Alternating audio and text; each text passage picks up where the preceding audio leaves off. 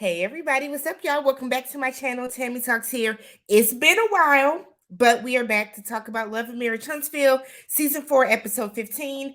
This is the mid-season finale. So if you're brand new to my channel, I do breakdowns of various TV shows, both scripted and reality, interjecting my own thoughts, opinions, and theories into each and every recap. So if you enjoy that type of content, please consider subscribing to the channel. Thumbs up the video if you enjoyed this particular piece of content, and hop in the comment section. Let's talk about everything that happened on tonight's episode. All right, so the episode starts off with Tisha, Kimmy, and Tiffany.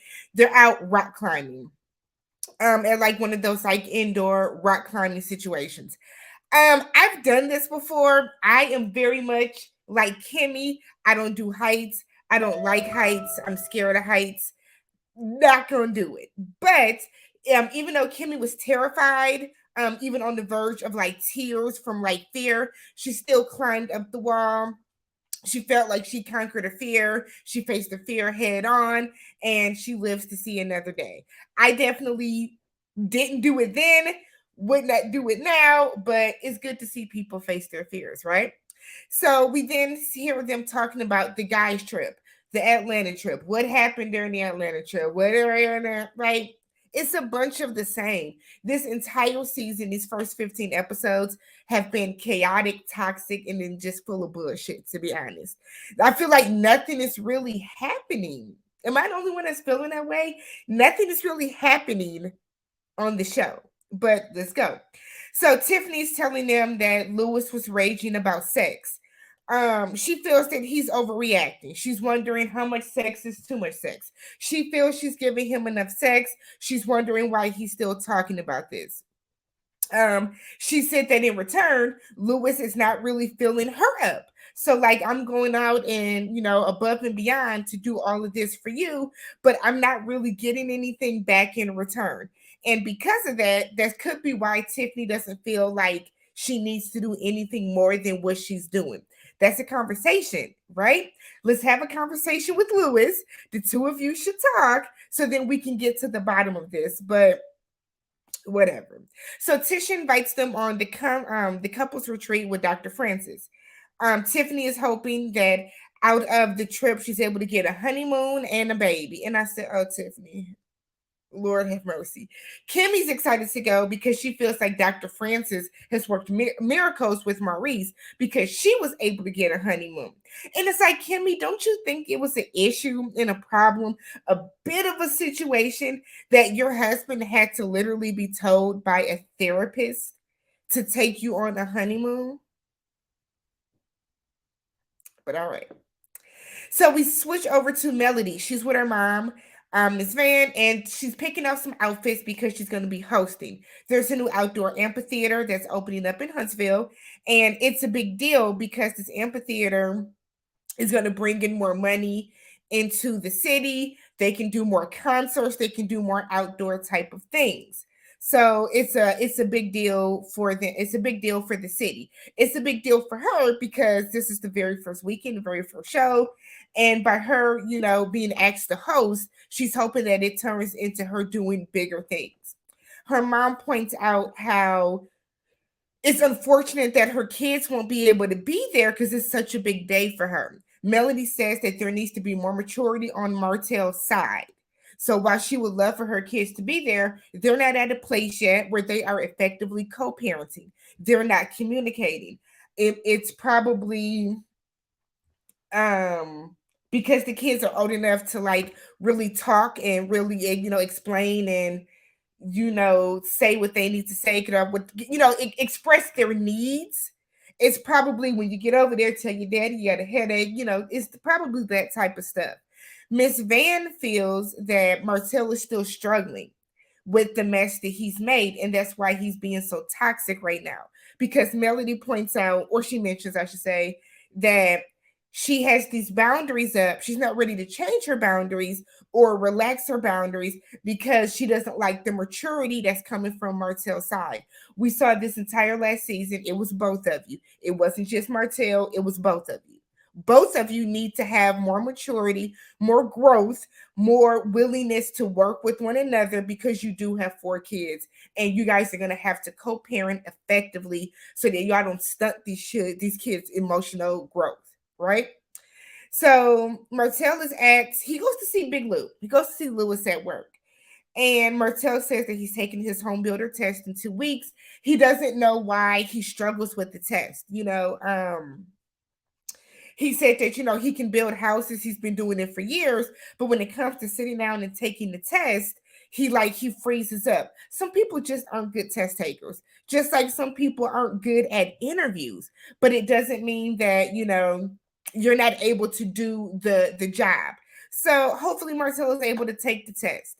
So then we get on the subject of how he says that he misses marriage. Initially, he said he misses his marriage, which we know. We know. Then it turns into him saying, no, he misses marriage in general. He says he loves the idea of marriage. He loves being able to, the dynamic of marriage. You love everything about marriage aside from being a faithful husband. Something on the screen. You like everything about marriage aside from being a faithful husband to your wife.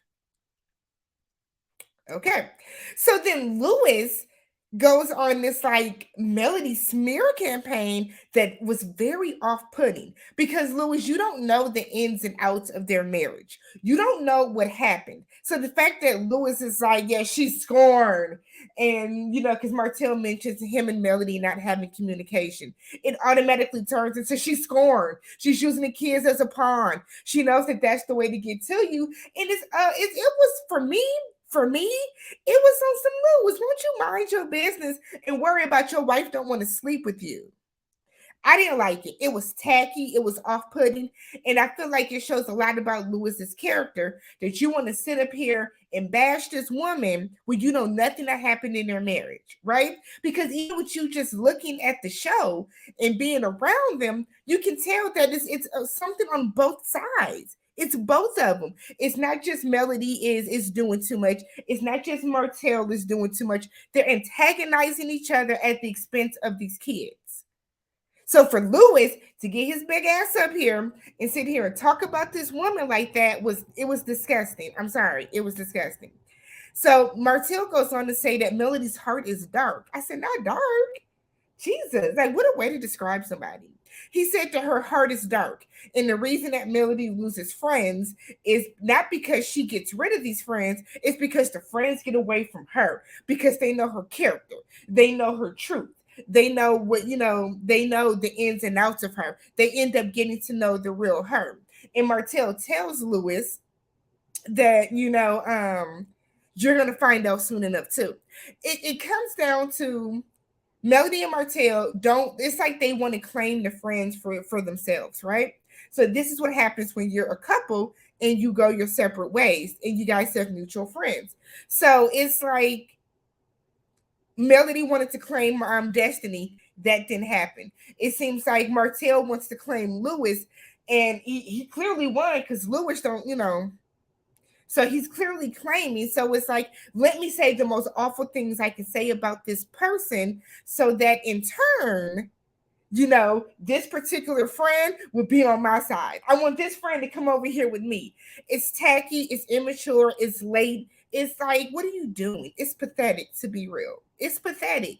So, like, because think about this, their oldest daughter, Mariah, that little girl is old enough to YouTube scenes from this show. She's old enough to YouTube recaps and reviews. So to see your father talk about your mother in such a derogatory way, and in turn to see your mother have these conversations about your father in a derogatory way is ridiculous. We have to think about what we're putting out into the atmosphere.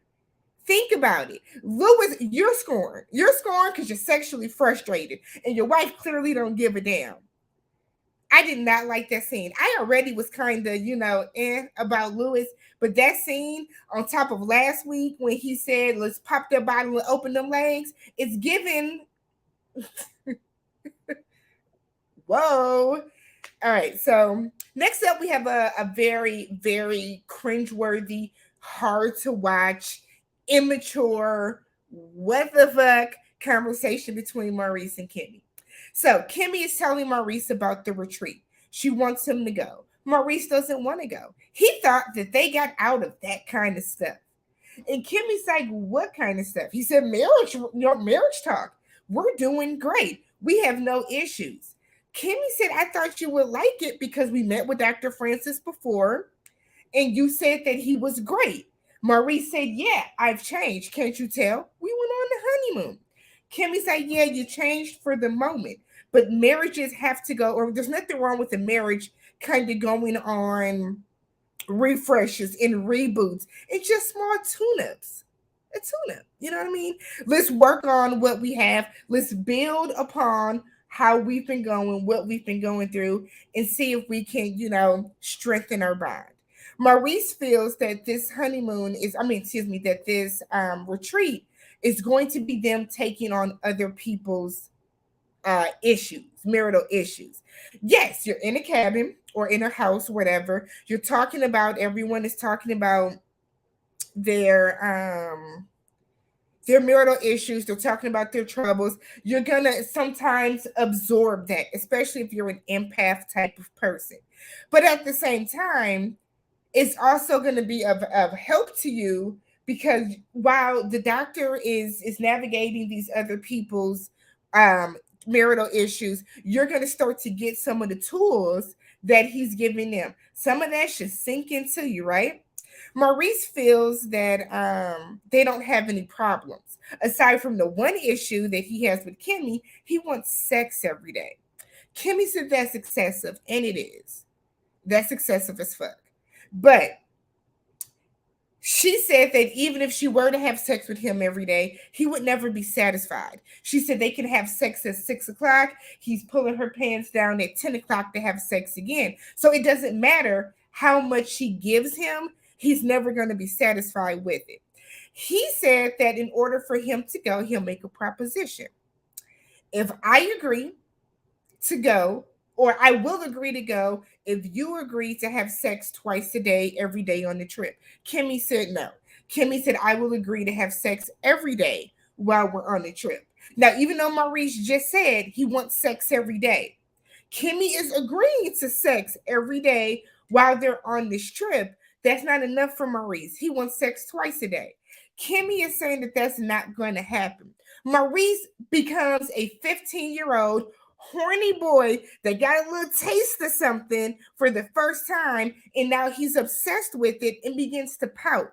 He then flips it around and says that Kimmy is unwilling to do things to make him happy and to make their relationship better. And I said, Maurice, if you don't get the fuck, are you serious?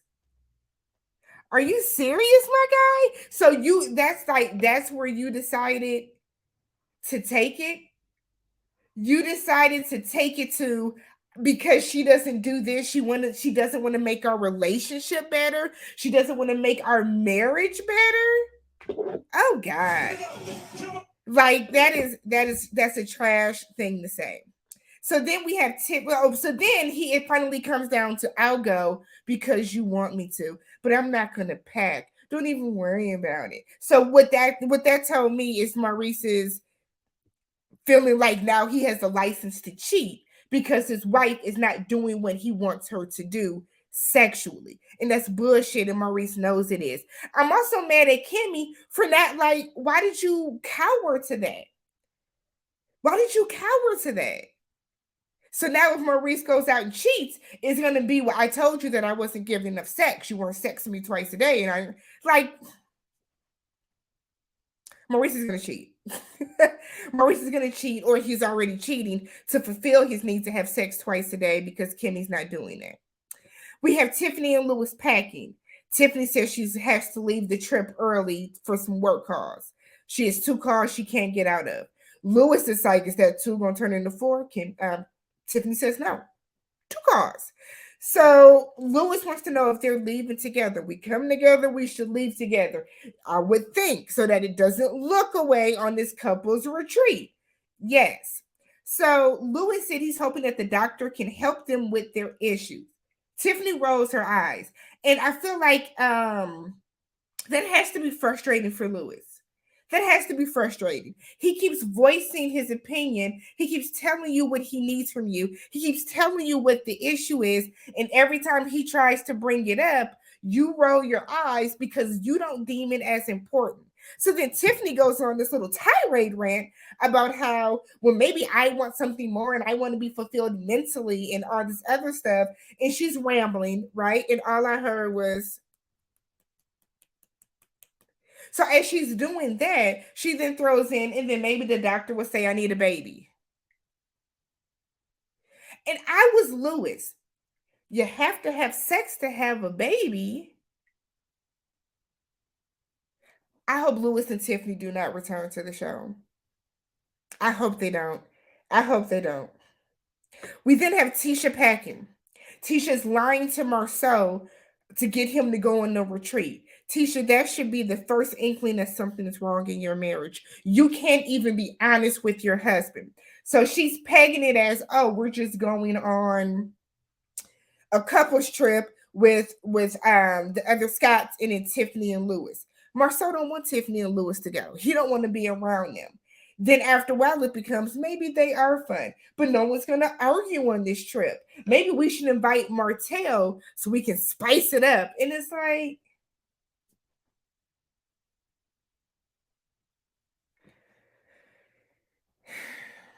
when Marceau gets to that trip and finds out that they are going to Nashville for a couple's retreat and not so they can hang out, he's going to be pissed. And Tisha, whatever he says, however he behaves, that's on you because you should have been honest with his ass. If you have to lie to your spouse to get them to do something, then you have bigger problems that you need to address. So then the final scene is Melody getting ready for this gig, for the hosting gig. Martell brings the kids. She's all excited to see her kids. Sugar Mama couldn't come. Martell said that it's probably a little too warm for her to be there. So when the kids leave with their grandmother to go get some water, get something to drink, Melody and Martell have like little banter. And he commends her, congratulates her, tells her that this is a big deal, that she's hosting the very first one. They high five, and then we get a montage of all their happiest moments together. I don't keep up with Love and Marriage Huntsville news because I feel like it's overwhelming. It's too much. Every other day there's something. But while they're going showing what's happening later in the season, we see the fight that happened. I know people are speculating that Martell and Melody might be dating again. They might be trying to get back together. We'll see. I do hope that the second half of this season brings more than whatever this first half was. If you have not already, don't forget to subscribe to the channel, thumbs up the video, hop in the comment section, y'all. Let me know what you thought about this episode.